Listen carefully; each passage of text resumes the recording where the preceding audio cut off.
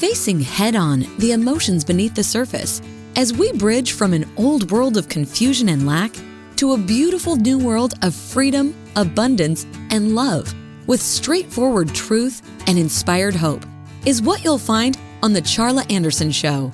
Collector and connector of fascinating people. And everyone is fascinating. Here's your host, Charla Anderson.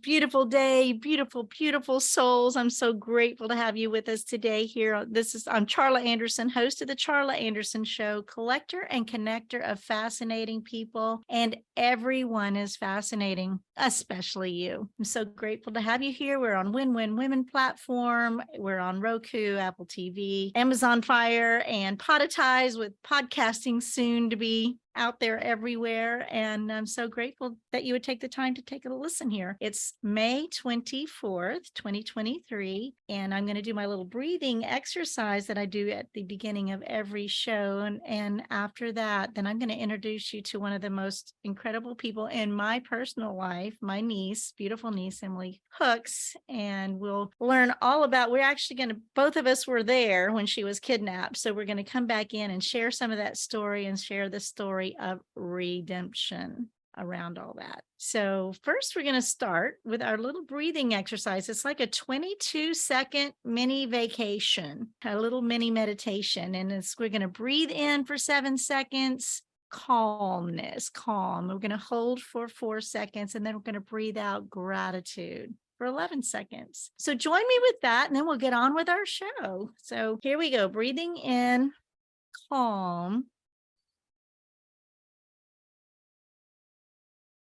Hold. Breathe out gratitude, release. Thank you, thank you, thank you, thank you. So thank you. I hope that is a reminder to you and all of us that we can use a little centering, a little grounding, get off our devices a minute and just be reconnected, right, to ourselves. So that's why I do that. And today, this is an incredible honor for me. I have known this person her whole life. My niece, Emily Hooks, has an incredible story. And just to throw it out there, she was kidnapped when she was 7 years old. She was re-kidnapped. We went and re-kidnapped her when she was 11, I believe, 3 years later, give or take. And that story sent her a little bit on a path after a while, down a path of destruction, and then back to redemption and forgiveness. So Emily, I love you. I'm so grateful that you're here. Tell us just a speck of who you are and what you're doing in this world right now. Well, my name is Emily Hooks. As Charla mentioned, I am her niece, her sister's daughter. I'm a writer. I wrote and published a book called The Power of Forgiveness, A Guide to Healing and Wholeness in 2017. And I am working on, there it is. I'm working on another book now on self-forgiveness that has been much more difficult to write, if I'm being honest. But, as the universe is apt to do, anything I didn't know, I've been learning. And you said self-forgiveness? Yes. So, that. Yeah, just that little thing. It's interesting. In the first book, I said that there were just a few distinctions between the two, and those were not incorrect distinctions, but there were actually quite a few differences that I didn't highlight in that book. So I'm eager to set the record straight and share this book with the world, hopefully next year. I was going to say time frame. So next year, it's a process, right? I mean, yeah. Somebody needs to put me on the hook. Okay. I got my watch here. We're counting down. So let's get her done. I mean, the story is such a needed topic. It's just such a needed topic. I believe gratitude and forgiveness actually are probably the two keys to everything. Yes. If you want to live in peace and freedom. I mean, that's it. I think everything else goes under that. And so and when we say forgiveness, we're talking about forgiving God or your creator, you're forgiving yourself, and then the others. It really is almost almost got to go in that order, but you're the expert on that. Is that your finding too? Well, I think that if that's what's true for you and for anybody who's engaging in the healing process, then that's a great way to approach it. I don't think it's inherently true that the creator or one's God, the universe, whatever you believe in, needs to intervene. And I think that's a really important thing to say, because people spend lifetimes waiting for divine intervention. And that's a real sacrifice to make. We get to choose how we're going to live our lives. And while it is significantly more difficult to engage in the healing process without that, it's still possible. So agree. And what I think I would like to add, because that model that I said earlier, at first was, now I've come to know that really we are the creator of our own lives, right? God, that's part of the self-forgiveness is what I'm going to perhaps put out there. Who knows, right? Yes, absolutely. So that seems a new thought for me. So good. That's amazing. Yeah, that really is a primary focus of this next book. In some ways, it's a lot of what I'm saying is counter to the modern ethos around, mind over matter. And so it's been interesting to kind of explore what my personal experience has been and what the research shows, independent of that sort of overlay about, follow your bliss and the universe has your back and all of those things. I mean, they sound beautiful and I really want them to be true. But if in practice that's not your experience, I think it's important to know that you still have a valid experience. You're not doing it wrong. It's not possible to do life wrong. It's just possible that you're not doing it in a way that's creating joy and happiness and connection. Don't we want that, right? I mean, Yes. I think so many people want it and are clueless about what that means and how to do that. Emily, you were born soulful. You're you're probably one of the most soulful, deep thinkers, just really an old soul from your youth. And you have a son like that as well. Amazing, Zach, who we love so much. And we have a story to tell. And I think what most people are going to be most interested in here is, let's tell this story, because you were beautiful. You were raised in a small town. My sister, your mom, Shirley, had Kathy, your sister, and then you, and had a nice life in Granbury, Texas, doing real estate and whatever back in the 80s, late 70s and 80s. And something happened. One day you didn't come home. And when you don't come home at 7 years old, there's a gap. There's a huge missing piece in our lives. Yes. And our focus for a lot of years then was trying to figure out where you were and how you were, making sure you were okay. So do you want to tell a little bit about that piece? As you know, this time goes really fast. So I know it does. Okay. Sorry. I was born at 7:33. No, we won't do all that.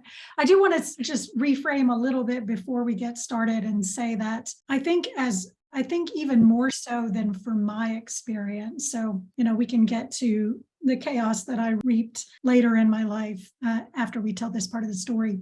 But that chaos really wasn't reaped solely because of this event. I think the familial trauma, the experience that you all had of me not coming home, that's more singular. But my trauma is much more complex than just this one event or the two events that we're going to talk about. And I think that's really important to acknowledge. So I was 7 years old, and my dad, who was British, he's since passed, was living in Boston. And he called Mom and asked if he could take me for the Easter vacation. It was April 10th or 11th, 1979. And she agreed. And so he flew down to Texas and picked me up and took me to Boston. He subsequently took me out of the country, and he called my mom's house, my house in our small town, and left a message for her saying that she would never see me again. And that if she tried to find us, he would tell me that she was dead.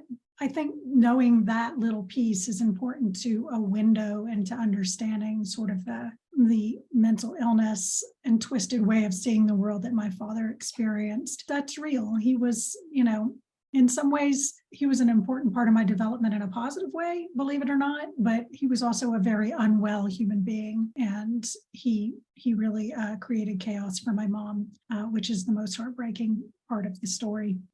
So anyway, he took me out of the country, and I don't really actually remember that how we got out of the country. And then subsequently, Mom started searching, contacting the FBI. I don't know if you want me to keep moving forward in this story, but one thing that's interesting, as I do some research on exactly what happened, there wasn't really any recourse that Mom could take when it initially happened, but something interesting happened during the period I was gone, which was 79 to 82. And that is that the Hague Convention was signed. And specifically what the Hague Convention is it's an international treaty that says that custody agreements in countries who are signed into the treaty have to honor the other members' custody agreements. So prior to that, the United States in 1980 signing that, and they didn't start utilizing it until 1981. Prior to that, there was literally no recourse that my mother could take because they didn't believe I was in the country. So it's interesting. So, and also, I'm sorry, say that again.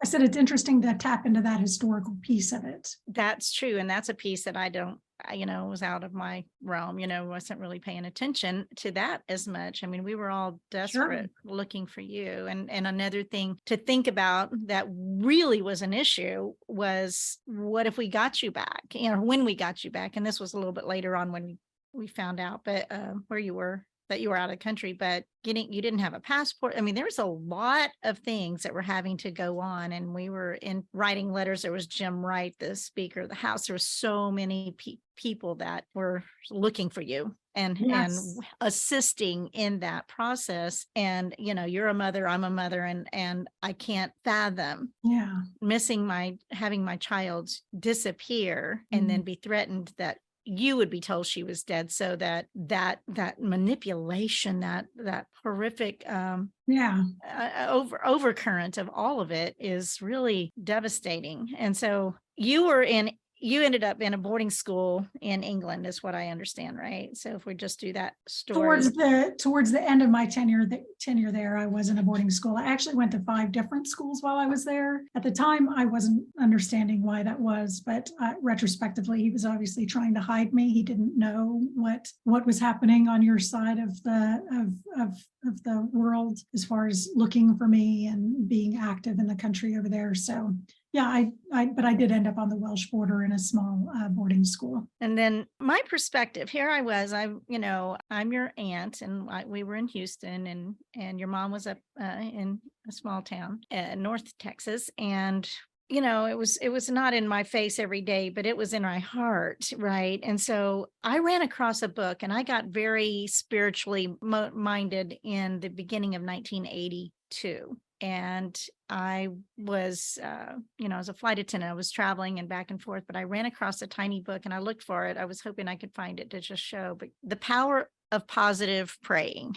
by John Bisagno. And that little book gave me a different perspective on praying, in that we already know God's will in most things. Pray what you know. Instead of if it be, no, I knew. And so in that process, I found this book to go. I was like, okay, I know for a fact it's God's will, or it is important that we are looking for you and we love you. Mm-hmm. I knew for a fact it was important that we knew you were okay wherever you are. I didn't know if it was better for you where you were, where we were. I didn't go there. That wasn't part of my equation. But I started this thought and this prayer that you have to know that we love you, and we have to know you're okay. Mm-hmm. And you get words sometimes, you get an answer, you get an insight sometimes and I got this word that we're going to have you back by your birthday. And I didn't have the guts to say that out loud. I had the guts to say to your mom, I was like, I believe we'll hear from her by your birthday. On your birthday, we found out that you were, what country you were in, that you're in England. And I was like, man, if I had the faith to speak what I had heard, I think we would have had you back somehow by then. I don't know, but it's the way it worked out. And immediately we went into action on our part. And as a Yes. flight attendant, I had the pass. I was able to travel with your mom easier than a lot of other people could have. And we ended up flying over to England, and we had another guy with us, an investigator kind of guy, and he, Yes. but we had 2 cars, and we were trading cars, and we were in trench coats, and we were in, I mean, it was this spy novel thing in a way. It was Yeah. bizarre, but we didn't know where you were, but we ultimately got hints and somehow figured out that you were where you were up near the Wales border. And we went and stole a phone book, the old phone books. It wasn't that thick, it was about this thick, and we tore it in thirds, and we had a phone number. And we just started looking down, looking for phone numbers, looking for that phone number. And I believe it was your mom that saw it first. And then it got really interesting because, we kidnapped you back and literally knocked on the door of this. You were at a friend's house. We kidnapped you back. Your mom went to the door, grabbed you. You were in your nightgown. I don't think you had anything else. That's right. We threw you in the car. I was at the hotel kind of with the other car, and we traded cars and went down and got pulled over. Got caught by the police. Here we are in England, and we got Arrested. arrested. We didn't get arrested. We didn't get arrested, but we got detained. So maybe that's a better word, and went to jail. And then they actually gave us the grace to have a hotel room with a guard outside of it, the little bobbies with their hats and stuff like that. Yeah. So then we were told that if I'm not mistaken, that was July 4th. 1982. It was. Yeah. We went to court on July 5th and flew back to Houston on July 6th. So, but that was a miracle in and of itself, because the court docket said we don't have anything for 6 weeks. They're gonna have to. We thought y'all were surely, y'all were gonna have to wait there until he cleared that docket. Yeah. And got it. And he was so furious with. And if you know my mother, you know why he cleared the docket. He's talking all about the Hague Convention. It was a miracle, and it was beautiful, and it was amazing. And we got, you were in your nightgown. They gave us grace to go and buy you some clothes and go. You sent that picture, and I'm going to post it on the Facebook or somewhere, wherever I can find to place it. I didn't end up getting it on the Zoom screen here, but we're just walking down the street with a little Bobby walking along with us, and amazing, miraculous story. And we got you, and we got you home, and you had turned 12 on that birthday that we should have had you by. So from 7 to for 3 full years, you were gone. And the beauty of the seeing you and having you back was unbelievable. Mom says I didn't grow an inch while I was gone. She said when I ran down the stairs at Elaine's house, I looked exactly the same as the last time she saw me. I know you didn't in 3 years, and then you made up for it. Well, I don't know. No, you saw. I mean, really, you. I called you a waif. You look so small and frail in a way, and so you're psychological. You're 7 to 11. Those are very formative years, and you were okay. Yeah. I mean, you were just living your life. You didn't know. I didn't know what else was going on. You didn't know all this drama was going on, but we figured it out. And it was so beautiful having you get back and come to, United States, and you had your little British accent. It was so cute. Well, thank you for your contribution to my rescue. Well, it means a lot. At the time you just do. I was 3 months pregnant. It was a crazy month for me in that regard, but it was one of the highlights of my life to be able to hold you again. So in that time frame, because so much has happened since then, right? So that time frame, is there anything you feel compelled to add of that story, that missing your sister, not knowing? I mean, I know little thing that I'm remembering is that you complained to your dad one time that your sister had got some new shoes and you hadn't. So he took that as you were not being treated fairly, or you took that as that. And it's, it's just kids, right? I mean, there was no preferential treatment over one or the other. It was just something small, but it seemed to be something that made a difference for him to think that you weren't. I've thought a lot about those stories. And it's interesting.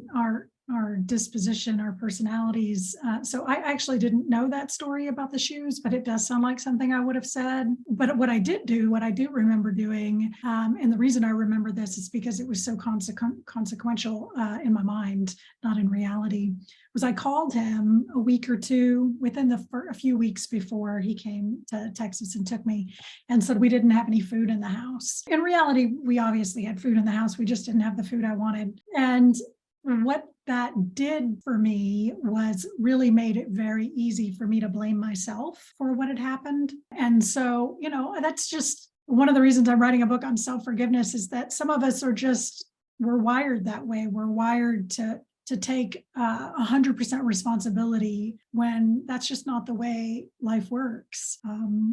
Especially when you're a child. I mean, and also just to be clear, so I've thought a lot about one of the stories is that he was obsessed with education and he took me so that I could get a better education. And that's a pretty defensible argument. The education is definitely better there. There's no question about it. But the question then is, well, why didn't they ever have a conversation about a boarding school in the United States or school in Massachusetts? Or why did he wait until then? And the only real answer to that is he was just doing what he wanted to do. It wasn't about education. It wasn't about my well-being. It was probably about getting back at my mother, if we're just being honest about the type of person that he was. So really, it wasn't about me at all. And most things rarely, I mean, everybody does what they do. Yeah. And they don't do what they don't do. And so often it's not about anything else. It's just what they do. And so that's a big deal. So here we are. It's 25 after, this goes so fast. So we need to shift into, because that was amazing. And you came back and you became a beautiful, wonderful child, and then, grew and blossomed, and until you didn't. And then you kind of went on a destructive path. Maybe. Yes, for sure. I didn't want to say one more thing because we were talking about the Hague Convention a minute ago. So the way y'all ended up getting me back is Alexander Hague and Jim Wright, who was the Speaker of the House at the time out of Fort Worth, I think. They contacted the U.S. Embassy in London and facilitated getting me a passport. And I still have that passport. So that was a huge piece. So thank you for remembering that, because I met Jim Wright later, a few years ago, and I thanked him then. Yes, he's passed away, but I thanked him personally way back then, a few years ago. So wow, that is a huge thing. So the passport was a big deal. You can get, it wasn't as much security back then, but you still had to have a passport to travel. And so that was a big blessing. And another funny thing, because I have a lot of the documentation from that time, we flew back. So we went to court on the 5th and we flew back on the 6th. And on the 7th, the court released us. Oops. And they contacted Mom, sent her a letter and said, "You're free to leave the country." And we'd already been like a week. It was a big deal in Houston. That there was news media and interviews and all kinds of stuff. It was a big story. I have all those newspaper clippings. Wow, it was amazing, and still is. And to know the person you've become because you did self-destruct for a while. And let's talk about that. So along the way, you think you've to blame for everything, and nowhere is perfect, but so I do want to say that while the kidnapping and the experiences there, and my dad was also abusive, fundamentally changed me in adverse ways, there's no question about it. My experience when I got back was also very challenging.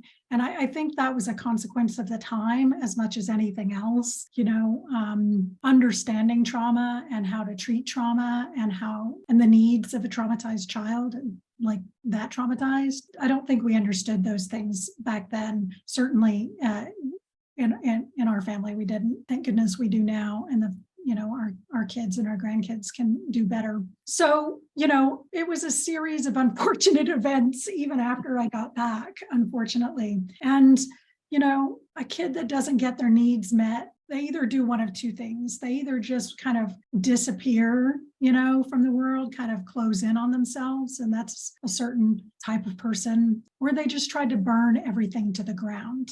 And that's the kind of person I am. Scorch the earth. That's right. And, I have a lot of compassion for that. I'm sorry for, the impact on my mother in particular, and obviously my son when he was in the world. But I also have total compassion for why I was that way. And in some ways it was inevitable. So it sucks, but yeah, it just was the way I responded. Well, and your dad had a very fiery temper, if I remember. Oh yeah. Although Very my large self-destruction wasn't personality and fiery temper. a brutal temper. Both my parents have huge tempers. I think mom's has waned a lot, but hers wasn't as bad as his. But yeah, I definitely inherited his temper. Although I don't mean that I was angry, like aggressive that way. I mean, I just tried to deconstruct everything around me by getting into drugs. And I eventually became homeless and had a very near fatal addiction. In fact, you saw me towards the end of that. In fact, you were there for me during that time in a really special kind of way, in a way that just was, everybody was so paralyzed by fear for my death, which was, just a matter of time. And for the destruction that I was causing, that they didn't know what to do. But you stayed present, interestingly enough, and opened your home to me at one point. And, you came to visit me when I got arrested, and you just were always kind, and that has never been lost on me. It's a special gift that you have to be present when there's so much suffering. So thank you for that. Oh, well, thank you. You just do what you do. And I'm grateful that I could help if that was help, It did make a difference. Just love people without judgment. You just love Really people. do. And the harder people they are to love, the more they need it. That is very, very true. There's a part of my caveat there. And that makes it hard. Yeah. But it was I never gave up on you. Yeah. Yeah. Well, thank you. And then so at that point you went to a really, really low destructive place. Yeah, let me tell you, man, it's really hard to kill yourself. If it isn't your time, you're not going. Not your time, it's not your time. That's just all, and there's some tenderness to be, if somebody were to choose to believe that for themselves, there's some real tenderness in it for people that they may have lost. But yeah, I tried really hard and it just didn't work. And then my son said, and in fact, interestingly enough, and we don't really ever talk about this stuff, it's been lifetimes ago now, but just yesterday we were talking about this, and he said 3 words to me. He said, "I need you." And, again, I really was trying to remove myself from the situation because I always thought I was making things worse. That was sort of, I wasn't there because I thought I wasn't wanted. Which is a consequence of the kidnapping, because that's what my father told me. So until he said that to me so clearly, I thought he was better off without me. And in that moment, literally everything changed. Not only did that happen, but somebody that I knew tried to kill me. So those 2 events happened within a couple months of each other. And so the first event you're talking about when your dad said something. No, my dad wasn't in the picture at this point. Okay. The man that I was with at the time almost killed me. He strangled me until I went unconscious. And that sort of kicked something in me and then a few months after that, I overheard a conversation in which he tried to sell me to somebody else, to another man. And that event and my son telling me that he needed me all happened in a very short period of time. And I packed up my car, left, and everything changed. Seriously, too. Oh. Yeah. Yeah. So when you said the first time he said, "I needed you," you had mentioned yesterday, he said, yesterday you were bringing up that same conversation from before. That I got a little confused there. So I want to clarify that he's the one that said, "I need you," years ago. Yes, when he was still a child.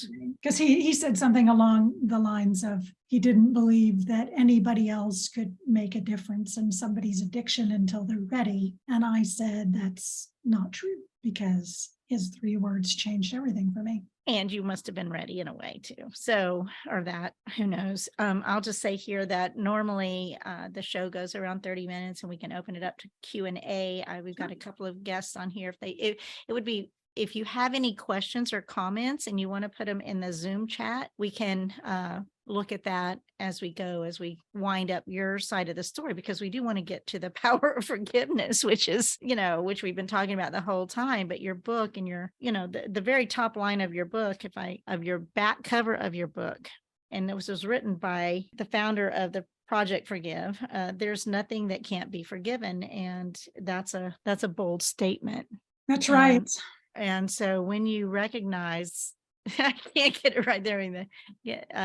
And you have created the Forgiveness Academy, and you've facilitated, and I've witnessed some of it, some of the workshops and things around that subject that literally have, cliche, changed people's lives, but it's changed people's lives. Absolutely. Your message, your presentation, your heart-centeredness makes an impact that is palpable. I mean, it's just really tremendous, the person you've become. And everybody has a story. And this little series I'm kind of doing about people telling their story and overcoming, and it is ultimately offer hope to people that there's very few things that you can't overcome if you choose. And you said choice earlier. It's all choice too. No, I don't think, if I said choice, I think we make choices that have an impact, but I do think that it's more than that. We can't, we live in a world, and that world, whether we like it or not, affects us, and some of us in really profound ways. And sometimes, yes, choices make a difference, obviously, but sometimes the choices have to be to change our environment or to make, counterintuitive decisions about what we need to do to get better. I'll give an example. So one of the most important decisions I ever made was to leave the place I was when I was almost dead. And pretty much everybody universally will tell you, you're going to take the problem with you. So I think the most important thing to do is to listen to yourself. Don't listen to the cliches in the world. Live with no regrets is another ridiculous example. That's just not reality unless you've lived in a bubble your whole life. It's an affirmation. I do get that we're trying to affirm that we're not going to let regret define us. But regret is a valid human experience, and it's a great teacher. We just can't let it stop us from moving forward.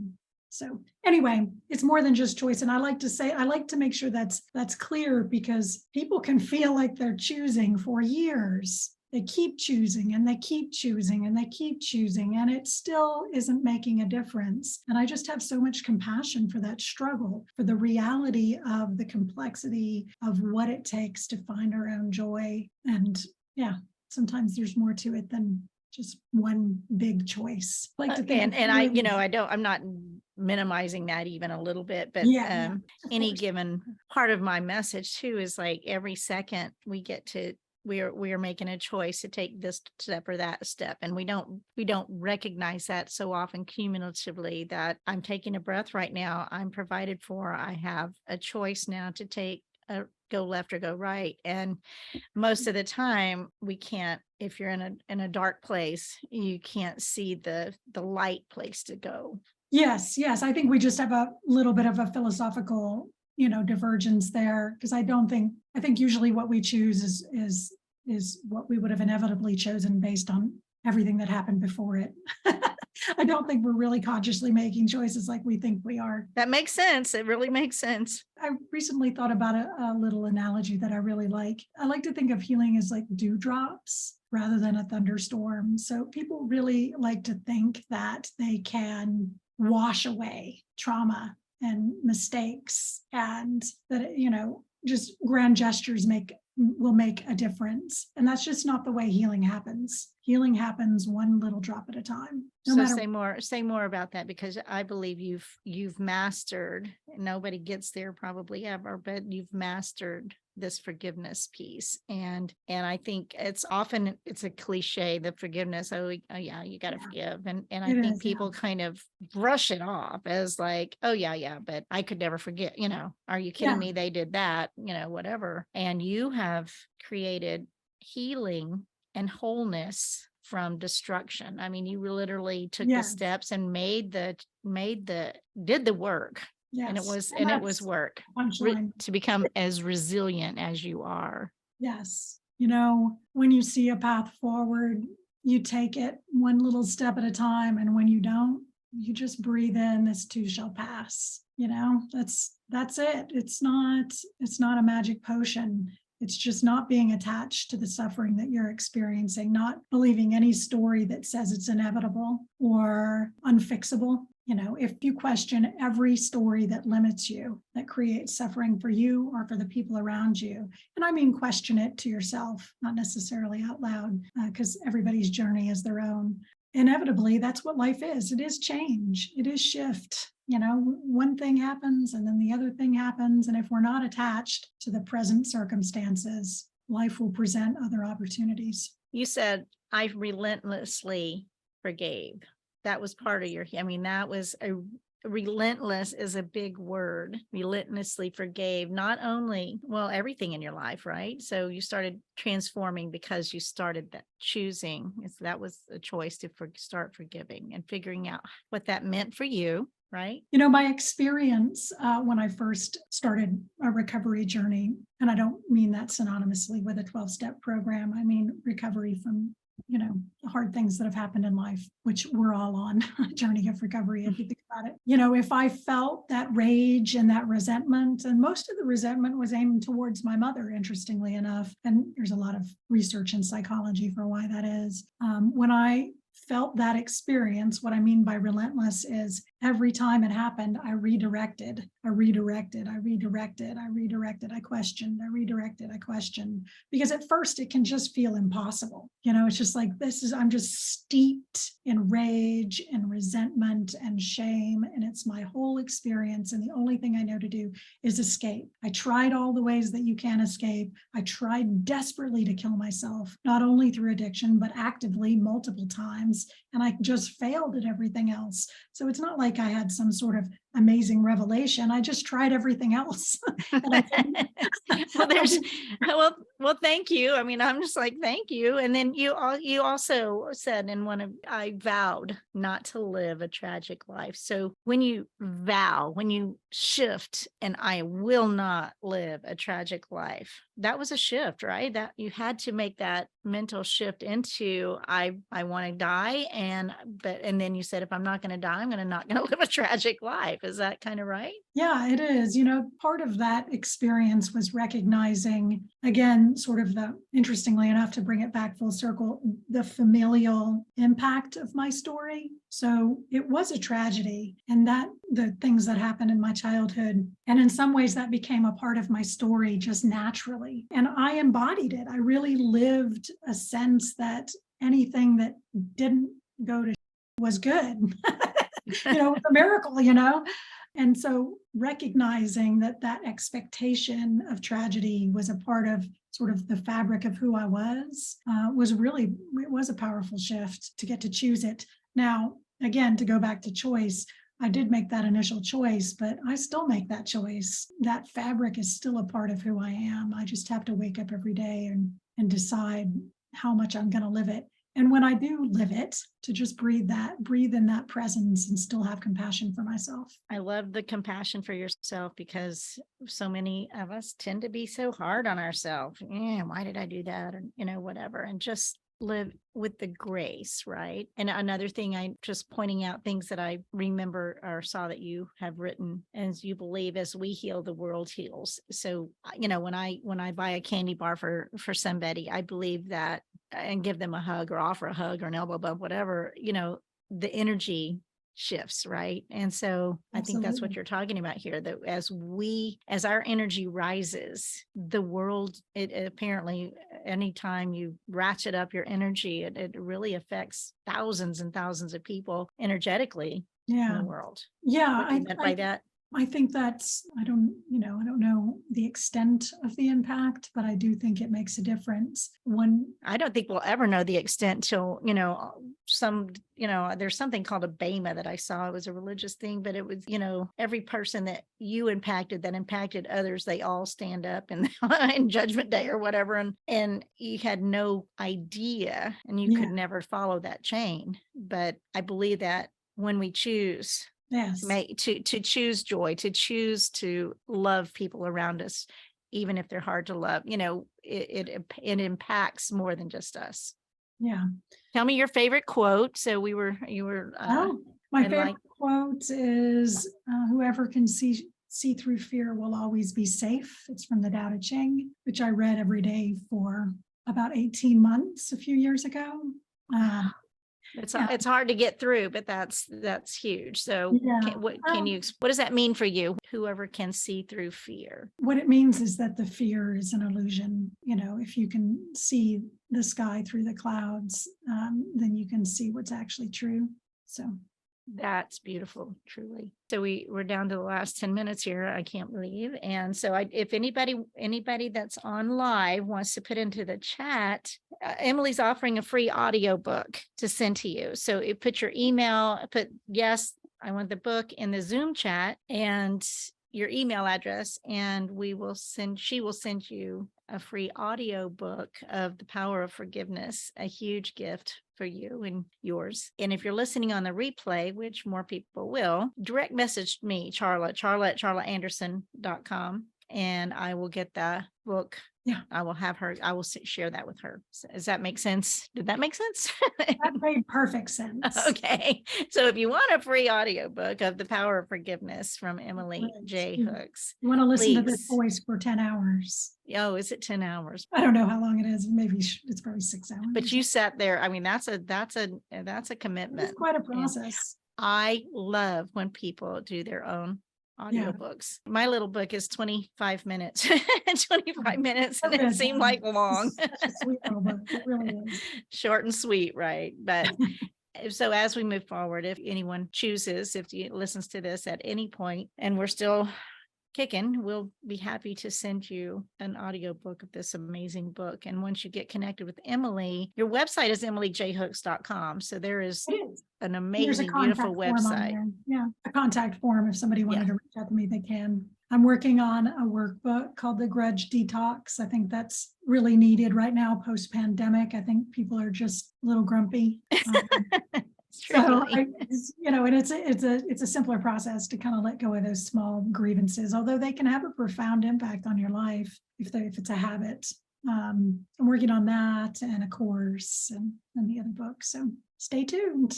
Oh man, you've got so much. And when I mentioned in the beginning, you have such a soulful, deep spirit and such a commitment and conviction to make impact in this world as you have so often, and touched me in so many ways.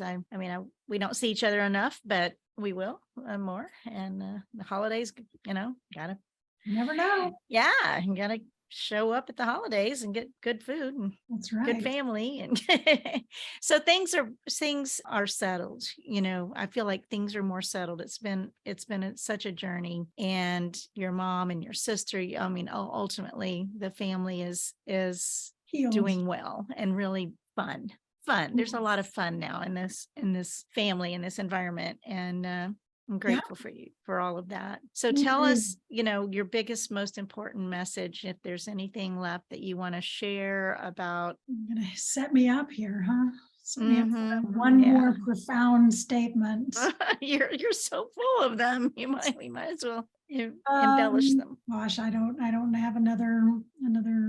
So what's next for Emily besides all these? And will you name the books and the courses that you just rattled off? So the Grudge Detox will be a workbook. It'll just be free. It'll be available on the website. I'll put it on social media when it's ready. The book, it's going to be probably 6 to 12 months before that's written. And if you're connected with me any which way, you'll know about its release. That's the title of the book. The working title is Living with Ourselves. We'll see. And so that's the self-healing, forgiving yourself that we talked about in the beginning. Okay. And the courses and stuff, such.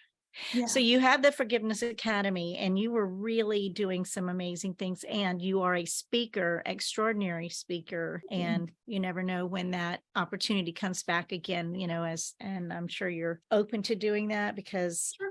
you truly have a gift. Thank you. One of my favorite things to do is facilitate workshops. I love speaking, but what I love about workshops is getting to see that transformation. I did one, actually. I think the one that I'm thinking of was in Fort Worth several years ago. There were several young people in the group, like high school kids, and man, it was so powerful, just like popcorn, watching those transformations and the realizations about how much space we have to choose the relationship that we're going to have to our experiences in the past, and it just so happens that I have some credence, some weight, because my story is so wrought with difficulty, And from such a young age. I mean, and if they were Yeah. teenagers, their life they're full of stuff, but they're not 50 years of full of stuff. They're Well, isn't it great 18 though years to full be of stuff. They can start looking at it earlier. Yeah, exactly. Isn't it great to realize at such a young age that you have the freedom to choose and do the work of forgiveness if you want to? You don't have to, but if you want to, there's a great deal of liberation to be found from the experiences that we wish had been different. Duh. We all want it to be sunshine and being around my little almost 18-month old on a daily basis and watching, and all I want the least painful life for her, and knowing that, how do you do that? Right. I mean, babies are such rays of hope and joy and simplicity. I love being around babies for that reason. She certainly is. And I have, I'll just say this, we've got just a couple of minutes left. I can't see the name of the person that is on here. If you want to, is it Patty?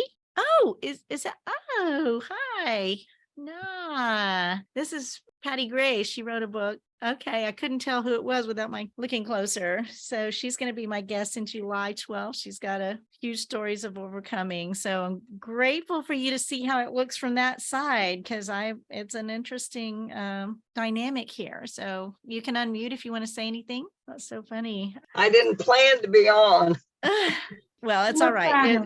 We're excited to have you, and thank you for participating. I wanted to watch and see, and I've really enjoyed her testimony and everything. So that's great. I look forward to seeing you in July. July 12th, Patty Grace or Patricia Shiflett. And it's just throw out the name of your book real quick. Our Fellowship with the Holy Spirit. Super. So we'll be looking forward to getting to know you better too in July 12th. Thank you. So I write for a newspaper, but it's local. Okay. And there's like over 40 articles, but I don't think anybody has access to that. Oh, well, it's good. You're brilliant, and you've overcome. You're a huge overcomer as well. So, well, we're going to just God bless you. Thank you. And we'll just kind of wind it all down and look for EmilyJHooks.com. Look for replays on CharlotteAnderson.com. I put them up. They're on all over the place, but the simplest place to find them is probably on my website, CharlotteAnderson.com. And that this show should be up by this evening or before. And thank you for having me. Oh, what a blessing, and how much grace I feel you've just really exposed. And when we didn't really address something, we have other family members that, even your sister Kathy, her perspective of this, it didn't occur to me, but we probably could have had her in here as a perspective as that well. would have been amazing. I would have maybe we'll try that again sometime, because her perspective is, as I'm sure she felt guilty and lost or something along all that line too. So we all are just trying to get through life just as best we can, and doing all we know to do with what we have. My little saying, I did what I did. I didn't do what I didn't do. I did all that I knew to do with what I knew at the time, just like you did and are doing in your life right now. I love you.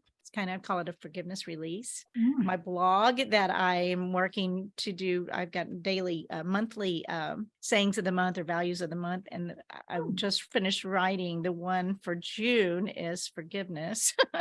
Is the value of the month is forgiveness. So this is I love fitting that. hand in hand for that. And we've just got so much to share and so much to joy. My message nearly always just ends with joy is a choice and choose joy. And with that, we'll see you next week on the Charla Anderson Show, collector and connector of fascinating people. And everyone is fascinating. And there's so many blessings to you, Emily. I love you so much. Thank you. Choose joy.